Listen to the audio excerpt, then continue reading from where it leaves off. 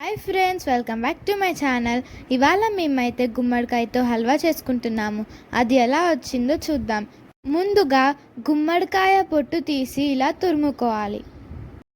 తర్వాత బెల్లం కట్ చేసి పెట్టుకోవాలి.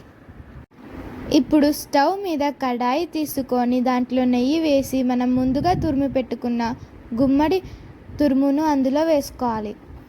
ఒక 5 మినిట్స్ డ్రై అయ్యే వరకు ఈ గుమ్మడి తురుమును వేయించుకోవాలి. మనం కట్ చేసుకున్న బెల్లాన్ని ఈ గుమ్మడి తురుములో వేయాలి. ఇప్పుడు బెల్లం కరిగే వరకు కలపాలి. ఇప్పుడు ఇష్టమైన డ్రై ఫ్రూట్స్ తీసుకొని వేయించాలి. ఇలా దగ్గరికి అయ్యే వరకు ఉడికించాలి. దీంట్లో మనం ముందుగా వేయించి పెట్టుకున్న డ్రై ఫ్రూట్స్ని వేయాలి. తర్వాత యాలకుల పొడి వేయాలి. అంతే ఫ్రెండ్స్, ఎంతో టేస్టీ అయిన హెల్దీ అయిన గుమ్మడికాయ హల్వా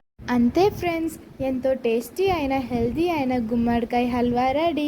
ఈ వీడియో కనుక మీకు నచ్చినట్లయితే లైక్, షేర్, సబ్స్క్రైబ్ చేసుకోవడం మర్చిపోకండి. మరిన్ని వీడియోస్ కోసం మా ఛానల్ని సబ్స్క్రైబ్ చేసుకోండి. Bye friends.